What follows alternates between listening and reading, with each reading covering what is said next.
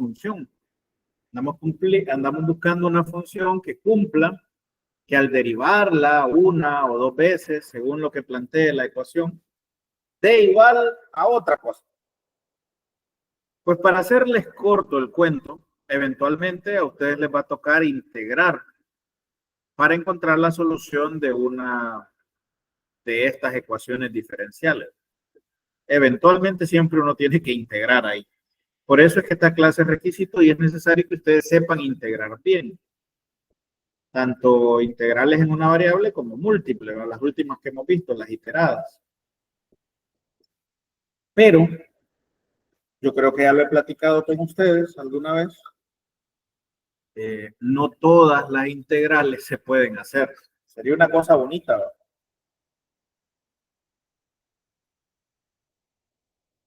Pero hay integrales que, una de dos, o definitivamente no tienen primitiva, se le llama, cuando tienen una antiderivada, o no tienen primitiva o son muy difíciles de calcular. Es muy difícil encontrar su primitiva. Digamos que nosotros la inmensa mayoría de las integrales que hemos tratado en clase, si se fijan, solo tenemos que aplicar un método o dos. Sustitución trigonométrica y alguna sustitución de las estándar. Integral por partes y una sustitución. Sustitución trigonométrica e integrales por partes. Uno o dos métodos juntos, digamos.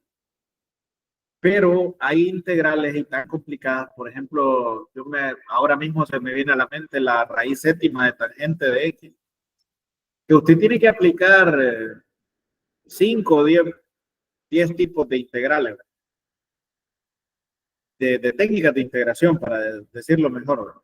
O sea, a lo que me refiero es que tal vez integra por partes y le sale una de potencias trigonométricas y después una de sustitución especial y luego esa la lleva a una de fracciones parciales y se arma un solo relajo. Si usted quiere ver una de ese tipo, investigue cómo se resuelve la integral de raíz séptima de tangente de X o simplemente la raíz de tangente de X, ya es bastante complicada. Bueno, aterricemos entonces. Resulta de que hay ciertos resultados que nosotros vamos a obtener como la parte final, digamos, como el producto final de nuestro estudio de series. Vamos a ver que casi todas las funciones se pueden representar como series de potencias. ¿Okay? ¿Cuál es la ventaja de tener una función f de x igual a una serie de potencias? Que calcular la derivada, perdón, o la integral, mejor dicho, de potencias es sumamente fácil. Ya quisiéramos nosotros que todas las integrales que me tocaran fueran del tipo x a la 3, x a la 4, 5x a la 5, menos 4x a la 6. Pues nos reiríamos. Bueno, eso se puede. Y es eso lo que nosotros queremos aprender. Pero para llegar hasta ahí, primero hay que construir todo una teoría alrededor de las series, ¿okay? Para poder explicar el porqué de esas representaciones más adelante. Es lo que le vamos a llamar una serie de Taylor o una serie de Maclaurin. Así es que esa es la motivación. Y si ustedes se preguntan por qué tenemos este cambio que parece ser abrupto, ¿va? De pasar de estar integrando con muchas variables y ahora vamos a ver series. ¿A qué se debe ese cambio? Bueno, esa es la justificación. Cambiar una función complicada como la raíz cuadrada de tangente de x por una serie de potencias, calcular la integral para una serie de términos razonables, lo suficientemente grande, como para que me dé el resultado que iba ando deseando, ¿verdad? Aproximarlo. Pues una vez dicho eso, arrancamos. ¿Qué es una serie de las que nosotros vamos a ver? Es una suma infinita de términos de una sucesión. O sea que nosotros tenemos, ya conocían este símbolo. Esta es la letra griega sigma y se utiliza para sumatoria, como la que ven en vectores y matrices. ¿Okay? Entonces, esto es la sumatoria desde n igual a 1 hasta el infinito de a sub n. Observen este índice, ¿no? ¿Qué significa esto? Que n empieza valiendo 1, ¿ok? Luego 2, luego 3, etc. Aumenta 1. Y el símbolo de sumatoria es porque aquí vamos a ir sumando cada uno de esos elementos. Al principio n vale 1, entonces es a sub 1 más de la sumatoria. Ahora n vale 2, a sub 2 más a sub 3 más punto suspensivo. ¿Cuántos tenemos aquí? Infinitos términos. Por eso ven que no los escribo todos, ¿no? Sino que pongo puntos suspensivos. ¿Ok? ¿Qué sucede? Que si esta sucesión de sumas parciales, la sumatoria, S sub n, desde k igual a 1 hasta n, tiene un límite finito, entonces se dice que la serie es convergente. Puede ser contraintuitivo en un principio, porque puede ser que usted diga, bueno, pero si van a haber infinitos términos acá, ¿cómo es que la suma va a tener fin? Bueno, vamos a ver que eso es posible. Para eso estamos aquí. Pero ciertamente parece contradecir la lógica. Porque si uno está sumando cosas de forma infinita, pareciera que eso no debería de tener fin, pero resulta que la suma sí lo tiene. Vamos a ver ejemplos para ilustrarlo. Y por favor, vayan prestando la atención y cualquier cosita que no entiendan, deténganme, interrúmpanme, habiliten ahí su micrófono y me dicen, ¿verdad? Si necesitan alguna explicación adicional, pues yo saco la tableta y trato de explicar, ¿ok? Pero he tratado de hacer las diapositivas lo más didácticas posible. Vamos a empezar con una serie famosa, que es la serie armónica. Tiene esta forma, a sub n es 1 sobre n. Entonces, ¿qué pasa si yo quiero aplicar la serie? ¿Verdad que la serie es sumar todos los términos? Pues, ¿qué pasa si aquí la n primero la sustituyo por 1? Sería 1 entre 1, 1. ¿Qué pasa si ahora la n la sustituyo por 2? 1 entre 2, un medio. Y si la n vale 3, un tercio. Y si la n vale 4, un cuarto. Muy bien. Entonces, si a mí me piden encontrar ese sub 4, sería la suma de los primeros 4 términos de esta serie. O sea, 1 más un medio, más un tercio, más un cuarto. Aquí pueden ver ustedes que yo todos los convertí a un mismo denominador. El 1 es lo mismo que 12 sobre 12. El 1 medio es lo mismo que 6 sobre 12. El 1 tercio es lo mismo que 4 sobre 12. Y el 1 cuarto es lo mismo que 3 sobre 12. ¿Cuál es el objetivo? Que todos tengan el mismo denominador para poder copiarlo y simplemente sumar los numeradores.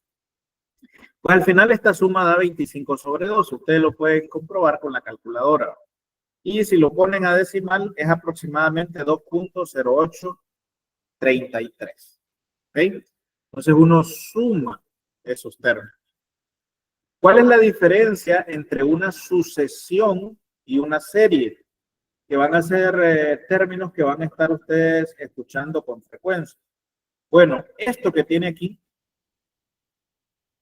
es una sucesión. Cuando usted simplemente, digamos que expone cuáles son los términos, ¿ok? Que tiene esta forma.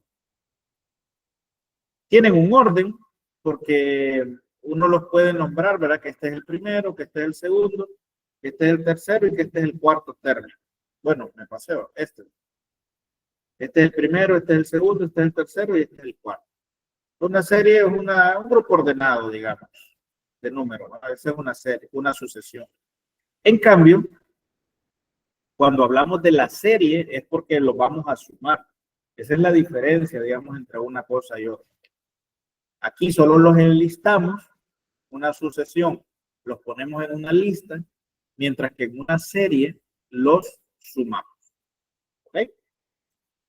Aquí les tengo otra serie. La serie 2 elevado a la n menos 1. ¿Quiénes serían los primeros 4 términos? Bueno, empiece con n igual a 1. ¿Qué pasa ahí si n vale 1? 1 menos 1, 0. Y 2 elevado a la 0 es este 1 que ustedes ven por aquí. Ustedes pueden irlos comprobando en la calculadora, ¿ok? Siéntanse en la libertad de irlo haciendo. Luego, ¿qué pasa si n vale 2? Bueno, 2 menos 1 es 1.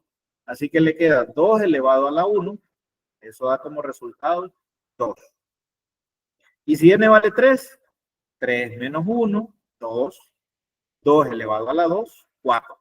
Y si n vale 4, 4 menos 1, 3. 2 elevado a la 3 es 2 por 2 por 2, que le da como resultado 8. Insisto, esto sería la sucesión A sub n. Si usted quiere la serie, lo que tiene que hacer es sumarlos. 1 más 2 más 4 más 8. Que da como resultado 15. Confírmenme si se va entendiendo hasta ahí la cosa. Sí, Lick, se va entendiendo. Vamos bien. Ok. Bueno, tenemos otra. Las series a veces pueden ser alternantes o alternadas. Fíjense, por ejemplo, en esta. Como la base aquí es menos 1, se parece mucho a la armónica que hemos visto ahorita. Pero como la base es negativo 1, ¿ok? Y negativo 1 depende de si el exponente es par o impar, el resultado o da 1 o da menos 1. ¿Ok? Entonces, por ejemplo, imagínense usted que n vale 1. ¿Qué pasa? 1 más 1 es 2. ¿Y cuánto es menos 1 elevado a la 2? Es 1. Dividido por 1, le queda este 1 de acá. Luego, ¿qué pasa si n vale 2? 2 más 1 es 3. ¿Cuánto es menos 1 elevado a la 3? Ahora, da negativo 1. Entre 2, negativo 1 medio. Entonces este queda con signo contrario. Se le llama alternada a una serie que va quedando uno positivo, uno negativo, uno positivo, uno negativo. ¿Por qué este queda positivo? Bueno, porque ahí n vale 3. 3 más 1, 4. Menos 1 elevado a la 4 es positivo 1. Dividido por 4, perdón, dividido por 3, queda 1/3. ¿Okay? Tercio positivo. Porque n más 1, o sea, 3 más 1, dio 4 y menos 1 a la 4 es positivo.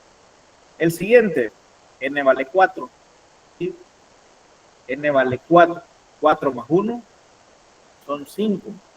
Menos 1 elevado a la 5 es negativo 1 sobre 5. Perdón, sigo diciendo 5, pero n valía 4. Perdón. Es que 5 es porque n más 1, pero abajo solo está n, ¿no? Entonces, menos 1 sobre 4 es menos 1/4. Esta es, insisto, la sucesión. Pero nosotros queremos la serie. ¿Qué hay que hacer? Sumar estos términos. Claro, el problema es que sumar un negativo es como estar restando, ¿va? En la práctica. Te va a quedar 1 menos 1 medio más 1/3 menos 1/4. Si ustedes ponen esto en la calculadora, verán que al final da 7 sobre 2. O sea, 0.5833 aproximadamente. Si lo pasamos a decimales. ¿Ok? Hay unas series que son muy bonitas, por ejemplo estas, las telescópicas, que resultan que unos términos se van cancelando con otros y es bien fácil encontrar el resultado. O sea, si ustedes se fijan acá, la serie es 1 sobre n menos 1 sobre n más 1. ¿Qué pasa cuando n vale 1? Aquí queda 1 sobre 1, 1, menos 1 sobre 1 más 1 es 1 medio. Cuando n vale 2, ustedes pueden comprobar que queda 1 medio menos 1/3. Cuando n vale 3, 1/3 menos 1/4. Cuando n vale 4, 1/4 menos 1/5. ¿Qué sucede? Que aquí solo tengo la sucesión. Pero si yo quisiera la serie, tendría que sumarlos todos. Pero si ustedes son observadores a la hora de sumarlos, se van a dar cuenta que aquí hay negativo 1/2 y aquí hay 1/2 positivo. Se cancelan.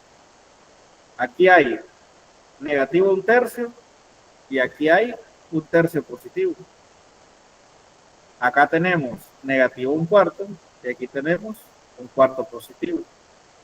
Así que todos estos se anularían a la hora de sumarlo. Negativo 1/2 más 1/2, menos 1/3 más 1/3, menos 1/4 más 1/4. Los únicos que no se anulan son el primero y el último. Ni el 1 ni el negativo 1/5 tienen con quién cancelarse. Así que sería bien fácil sacar el resultado. Quedaría 1 menos 1/5, siendo el resultado final 4/5. Que aquí se me escapó, ¿verdad? La diapositiva tenía que salir un poquitín aquí abajo y ya no está. Entonces, a estas series en las cuales unos términos se cancelan, perdón, los términos intermedios se cancelan y solo queda el primero y el último, recibe el nombre de serie telescópica. ¿Ok? Serie telescópica.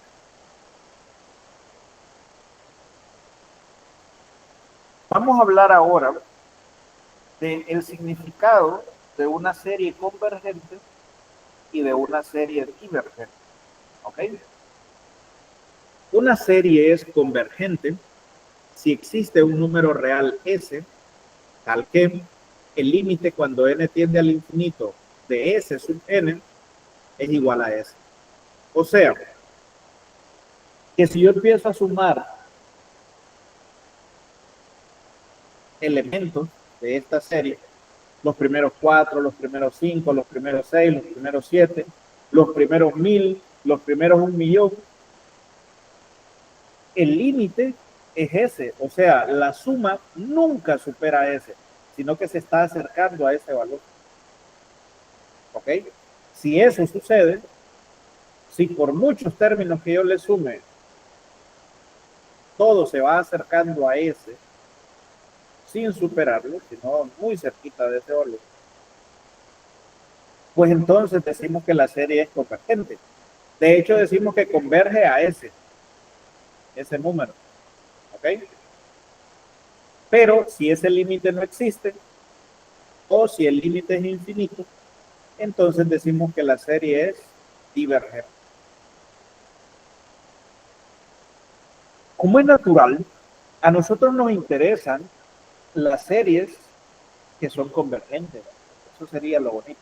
Pero si no, pues también es un resultado válido, por lo menos podemos sacar conclusiones, limitar los datos en los casos en los que la serie es divergente. Vamos a poner un ejemplo, ¿ok? Un ejemplo de serie convergente. Esta serie es una serie geométrica. Ya vamos a ver un poquito más adelante la demostración formal de esto. ¿Ok? Es una serie geométrica convergente. Es 1/2 elevado a la n.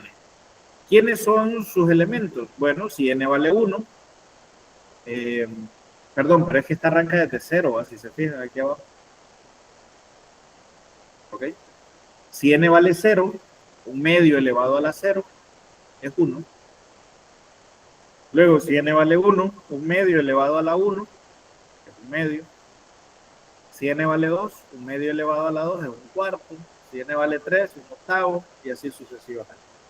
Pues resulta, muchachos, que si uno suma 1 más 1/2 más 1/4 más 1/8 más 1/16 más 1/32, esa suma nunca superará a 2. ¿Ok? Ustedes lo pueden probar. ¿Tienen calculadora? Póngase a sumar 1 más 1/2 más 1/4 más 1/8 más 1/16, y van a ver que se pueden acercar a 2 todo lo que quieran, pero nunca va a dar 2 y nunca lo va a superar a 2, digamos, salvo en el infinito. Pero claro, como usted está sumando una cantidad infinita, nunca va a llegar a 2. Por ejemplo, 1 más 1/2 es 1.5, más 1/4 1.75, más 1/8 1.875, más un 16avo,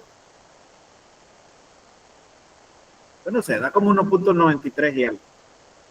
Pero por más que usted le acumule, no va a poder superar a 2. Eso se debe a que la serie es convergente y que es una serie geométrica, que la vamos a ver más adelante, su demostración, ¿no? Y es que las series geométricas convergen a 1 sobre 1 menos R, siendo R la razón común. Insisto, esto lo van a entender un poquito más adelante, pero nunca va a pasar de 2. Entonces, como esta serie, por muchos términos que yo le sume, parece contraintuitivo, porque claro, uno dice, sí, pero le estoy sumando algo cada vez. No debería de llegar a 2 cada tarde o temprano. Bueno, la respuesta es no. ¿Por qué? Porque aunque usted le está sumando algo, ese algo que usted le está sumando cada vez es más pequeño. ¿Sí? Es como que usted agarre, digamos, un pedazo de madera y el siguiente lo parta a la mitad y el siguiente lo parta a la mitad y de esas dos mitades agarra una de ellas y lo parte a la mitad.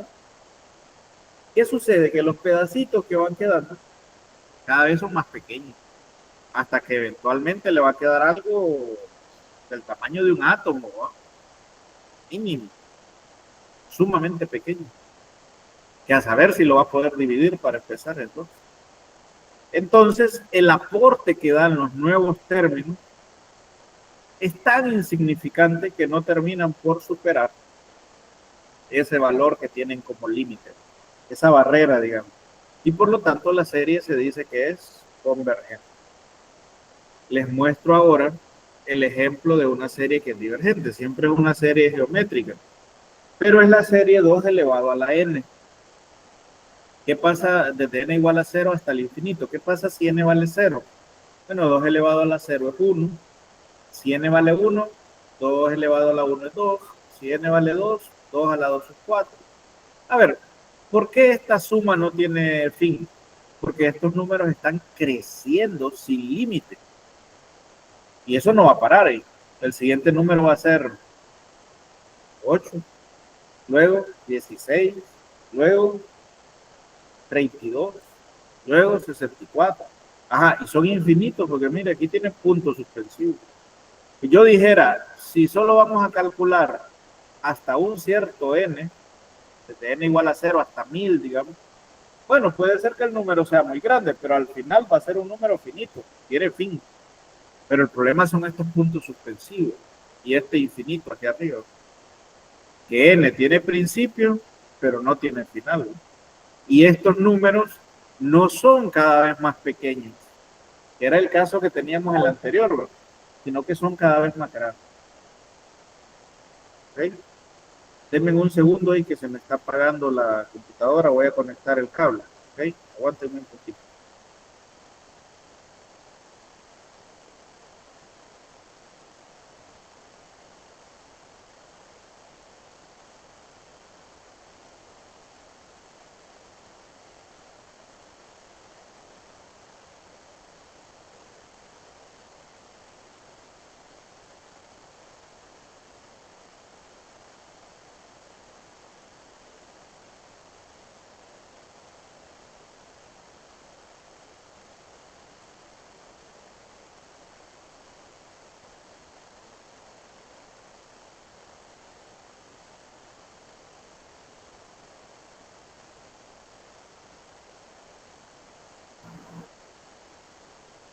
Hasta ahí todo bien, chicos. ¿Se va entendiendo? Hemos visto ejemplos de series convergentes y de series divergentes. ¿Se entiende el concepto de cuándo una diverge y cuándo converge?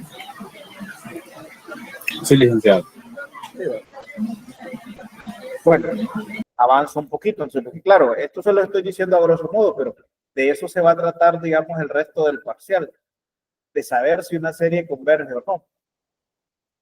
Tengo, por ejemplo, esta, una serie telescópica, la que ya les había planteado, ¿ok? 1 sobre n menos 1 sobre n más 1. ¿Qué pasa? que, como ya les había dicho, los términos intermedios se van a ir cancelando. Solo va a quedar el primero cuando n vale 1 y el último cuando n tiende al infinito. El primero, si ustedes sustituyen la n por un 1, ¿cuánto les queda? 1 sobre 1, 1, menos 1 sobre 1. Ah, bueno, pero es que el que va a quedar es este, ¿o? Porque este se va a cancelar con el primero de la siguiente. Cuando n vale 2, porque este es un medio. Pero cuando n valga 2, este va a ser 1 sobre 2, un medio. Entonces solo va a quedar esta partecita, 1 sobre n. Si ustedes sustituyen la n por un 1, 1 sobre 1 da 1. ¿Cuál será el último que va a quedar? Pues esta partecita de acá, pero del último término, cuando estamos diciendo que n tiende al infinito. Entonces, ¿qué hacemos? Tenemos que calcular 1 menos 1 sobre n más 1 pensando que n tiende al infinito. Ahora, ustedes recordarán de su clase de cálculo 1 que aquí abajo, si n tiende al infinito, entonces esto, infinito más 1, seguirá siendo infinito. Y dividir 1 entre un número muy grande, extremadamente grande, eso cuando n va hacia el infinito, esto tiende a ser 0. ¿Sí? Porque le queda algo como 1 dividido entre 1.000.000. Es 0.000, 5 ceros y un 1. 1 entre 100 millones. 0.7 ceros y un 1. Y así por el estilo. Esto se va volviendo 0 cada vez. ¿Cuál es la tendencia? Que esto tienda a ser 0 y por lo tanto 1 menos 0 es 1. O sea que esa serie telescópica converge. Porque cuando n tiende al infinito, como está en el denominador, hace que todo esto sea 0. ¿Verdad? Y entonces esta es una serie convergente. Ahora, vamos a lo que les estaba platicando. ¿Qué es una serie geométrica? Decimos nosotros que una serie geométrica, si tiene esta forma, sumatoria desde n igual a 0 hasta el infinito de a por r elevado a la n. O sea que los términos tienen la forma, vean, cuando n vale 0, simplemente es a, porque claro, r a la 0 es 1, pero a por 1 es a. Entonces el primer término es a, el segundo, cuando n vale 1, sería a por r, entonces a por r. El siguiente, a por r a la 2. El siguiente, a por r a la 3, a por r a la 4, etc. Nosotros decimos que una sucesión forma una progresión geométrica si cuando uno divide un término entre el anterior, entre el inmediatamente anterior, siempre nos da el mismo número. Por ejemplo, esta. ¿Por qué es una serie geométrica? Porque si yo divido un número entre el anterior, siempre me da lo mismo. Por ejemplo, 4 entre 2, 2. 2 entre 1, 2 también. Y acá, si siguiéramos, 8 entre 4, daría 2. Ese 2 que nos da es lo que se le llama la razón común o la razón de la serie. Esta también es geométrica. Tome su calculadora, divida un medio entre 1, un medio.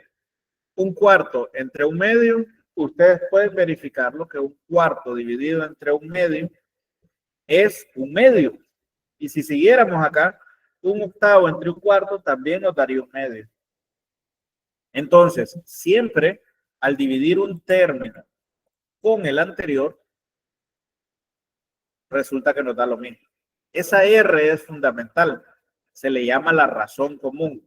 En este caso era un medio y en este caso eran 2.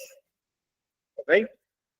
Pero en general, digamos que las series geométricas tienen esta forma y estamos por probar que las series convergen si la razón es menor que 1 y divergen si la razón es mayor o igual a 1. Y en el caso de que converjan, convergen a, donde a es el primer término, no lo olviden, dividido por 1 menos la razón común. Por eso les digo que conseguir la razón común es importantísimo, ¿verdad? Entonces, ¿podemos probarlo? Sí, porque en general la serie se va a ver así, ¿va? A es el primer término, aquí es porque n vale 0, ¿va? Y r a la 0, solo te daría 1. El siguiente, a por r.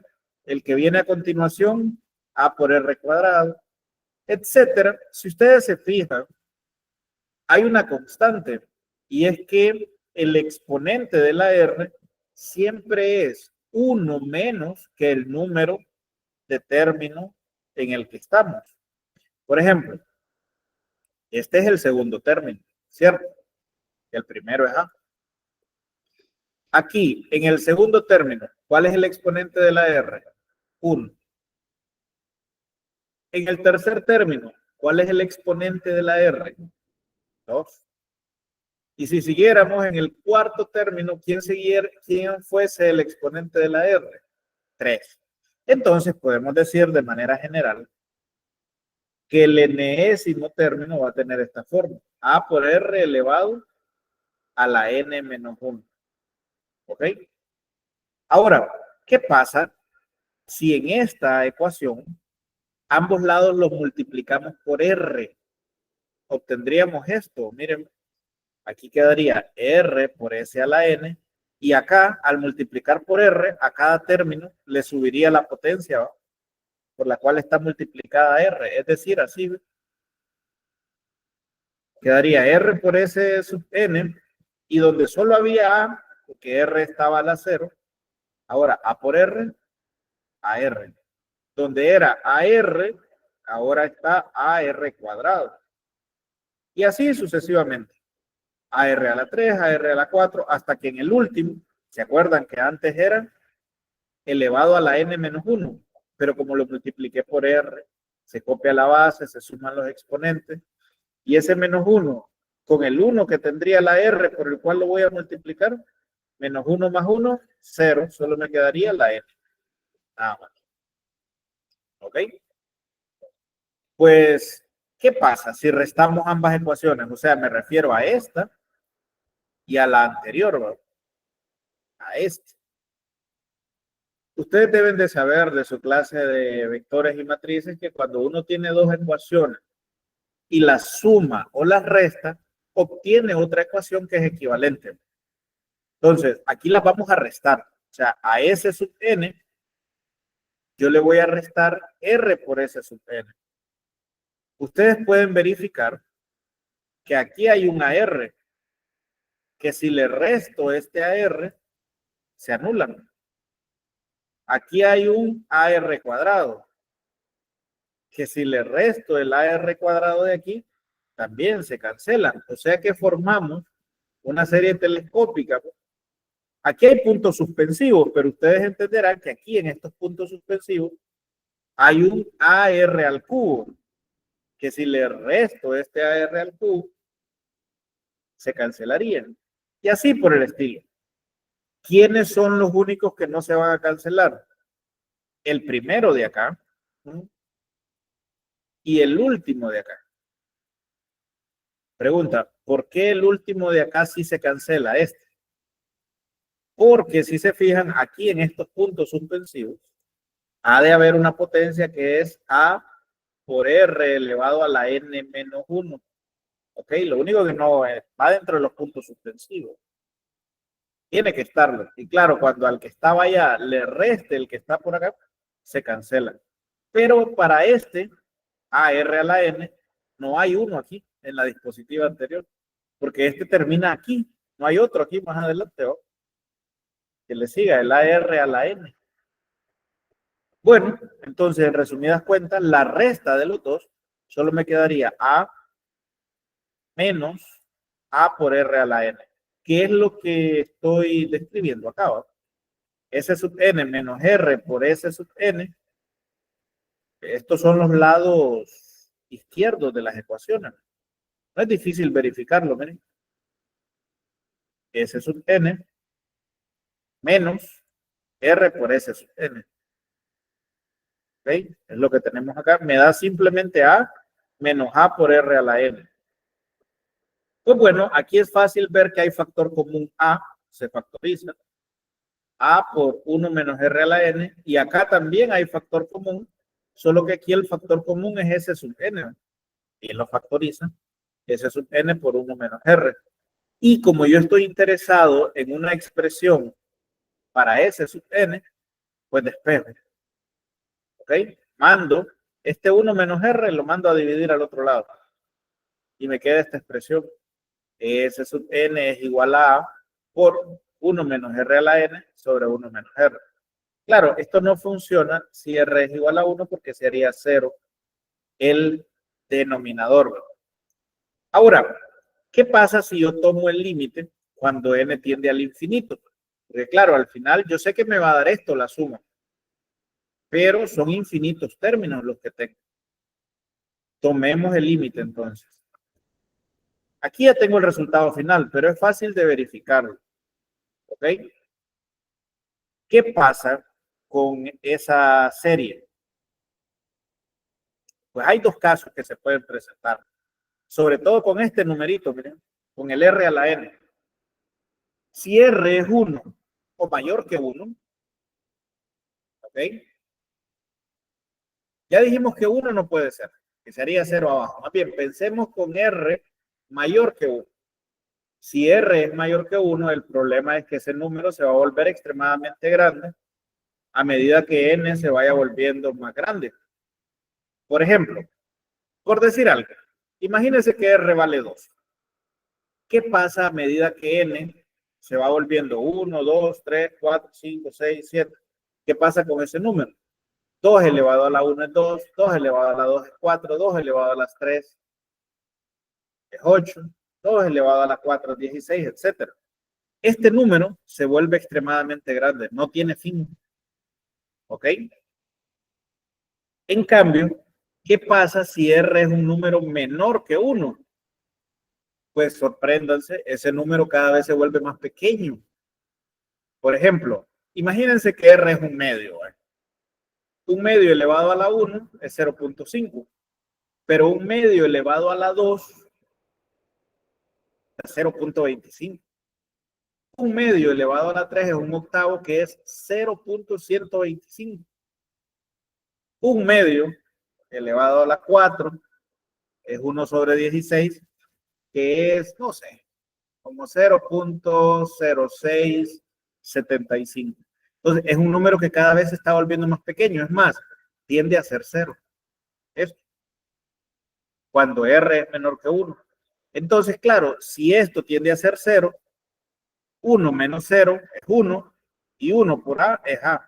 Solo queda a aquí arriba, que es lo que estamos expresando acá. Ahora, esto se cumple solo si r es menor que 1, estrictamente en esos casos.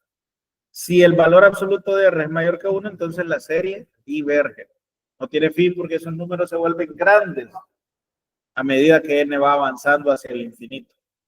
Pero en este otro caso, ¿no? Y sabemos cuánto es su límite en el caso de que r sea menor que 1. Entonces, si uno se topa con una serie geométrica como las anteriores, por eso es que aquí podíamos predecir que esta serie era convergente, porque es una serie en la cual la razón es un medio, ¿ok? Un medio entre uno es un medio, un cuarto entre un medio es un medio, entonces la razón es un medio, y por lo tanto ya sabemos, según lo que hemos probado, que converge a 1 sobre 1 menos r. Siendo r un medio, esto le queda 1 menos un medio, y 1 dividido por un medio es 2. A esto converge. En cambio, era fácil prever que esta no iba a tener fin, o sea, es divergente, porque la razón común acá es 2. 2 entre 1, 2. 4 entre 2, 2. Un número que es mayor que 1. Por lo tanto, esa serie es divergente. ¿Okay? Entonces, así probamos la serie geométrica. Uno tiene que ir categorizando esta serie, prestándole atención, ¿verdad? A qué tipo de series le van saliendo. Porque si usted puede probar que una serie es geométrica, ahora solo le toca hallar R. ¿ok? Y decidir si esa serie diverge o si esa serie converge.